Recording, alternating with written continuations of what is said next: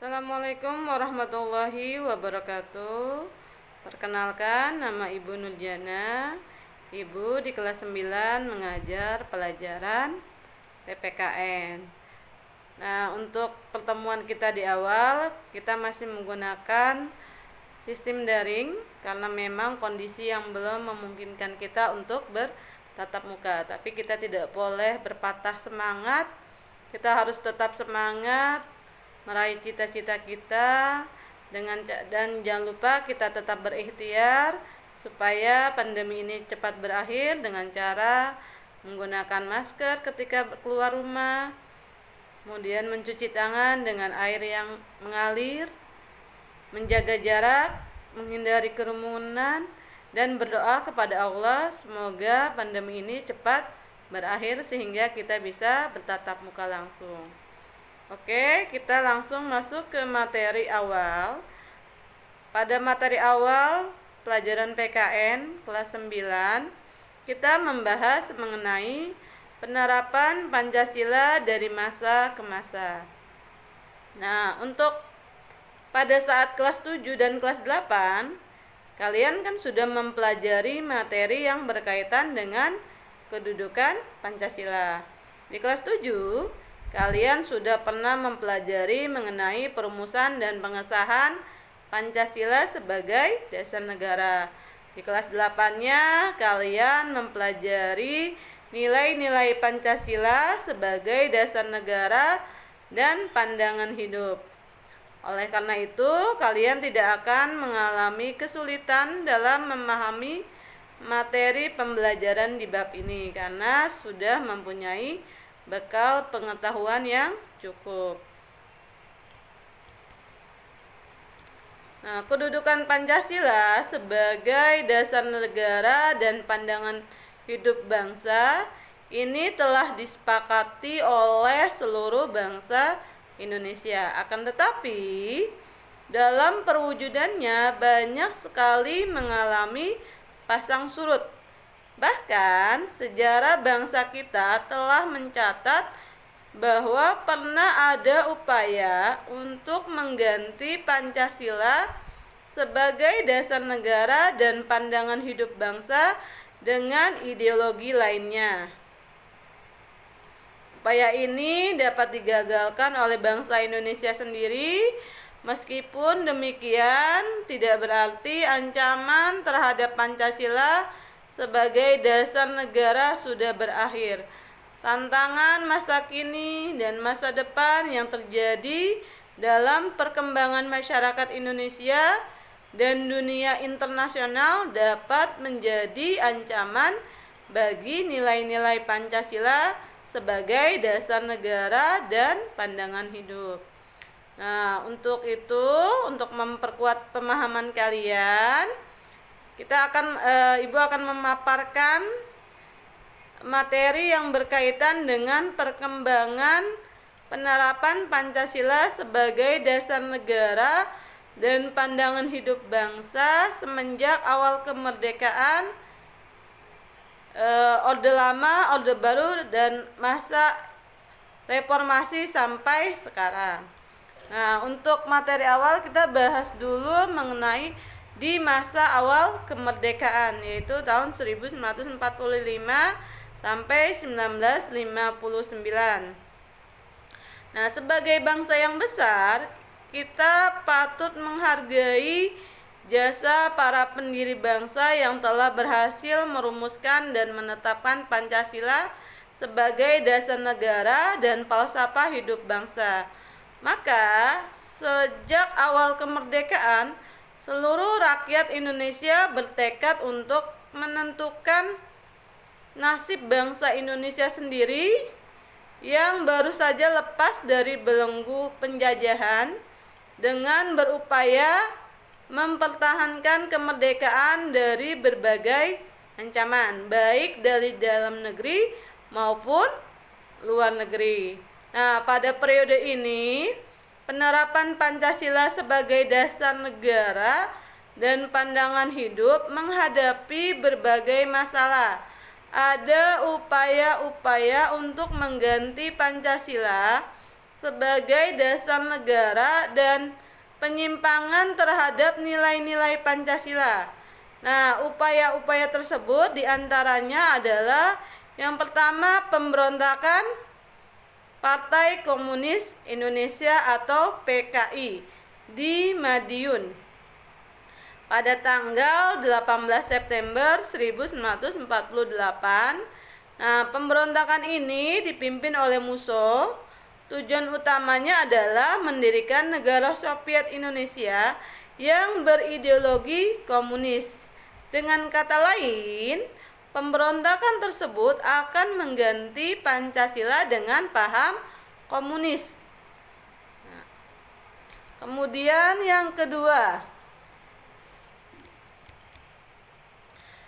pemberontakan Darul Islam atau Tentara Islam Indonesia yang dipimpin oleh Sekar Maji Marijan Kartosuwiryo pada tanggal 17 Agustus 1949.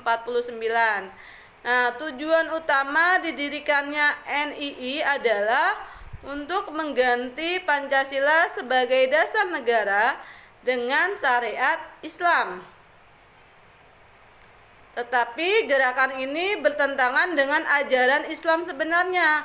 Mereka melakukan perusakan dan pembakaran rumah-rumah penduduk, pembongkaran jalan-jalan kereta api, perampasan harta benda milik penduduk, serta melakukan penganiayaan terhadap penduduk. Nah, upaya penumpasan pemberontakan ini memakan waktu yang cukup lama, dan Kartosuwiryo dan pengikutnya ini baru bisa ditangkap pada tanggal 4 Juni 1962.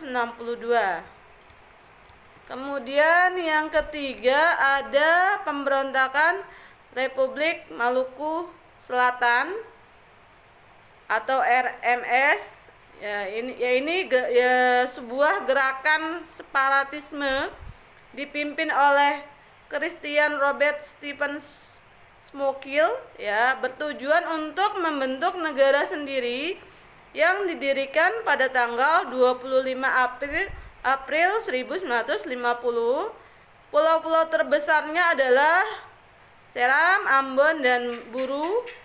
Nah, RMS ini di Ambon dikalahkan oleh militer Indonesia, tetapi konfliknya masih berlanjut sampai tahun 1963. Kemudian kekalahan di Ambon berujung pada pengungsian pemerintah RMS ke Seram, kemudian mendirikan pemerintahan dalam pengungsian Belanda pada tahun 1966. Kemudian yang keempat, pemerintah Revolusioner Republik Indonesia PRRI atau Perjuangan Rakyat Semesta atau Permesta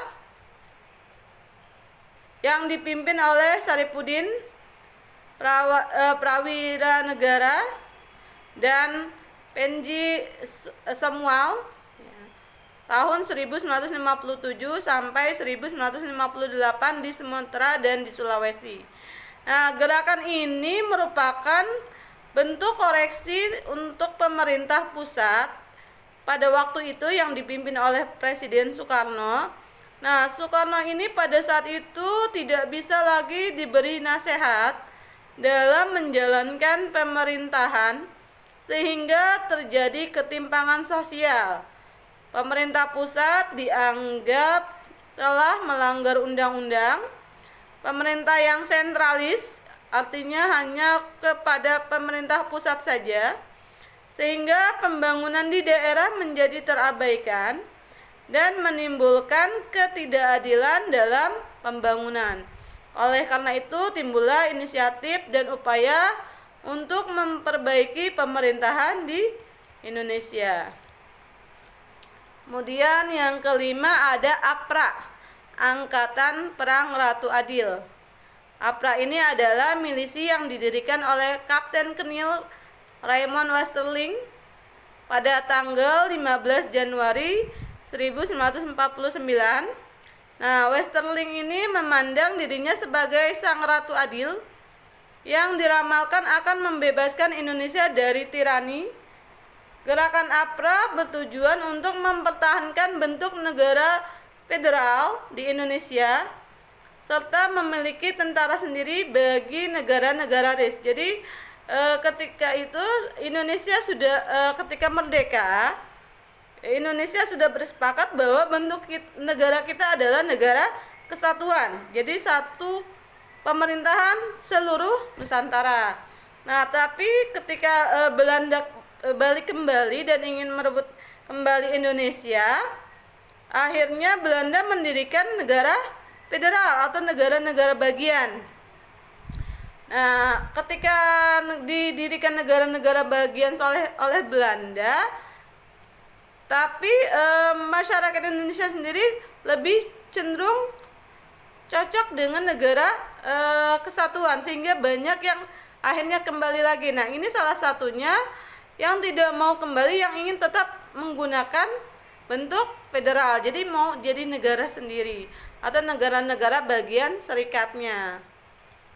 Oke, itu adalah beberapa tantangan atau dinamika penerapan Pancasila pada masa setelah kemerdekaan. Nah, untuk masa Orde Lama dan Orde Baru kita akan bahas di minggu yang akan datang.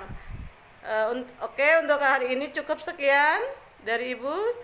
Assalamualaikum warahmatullahi wabarakatuh.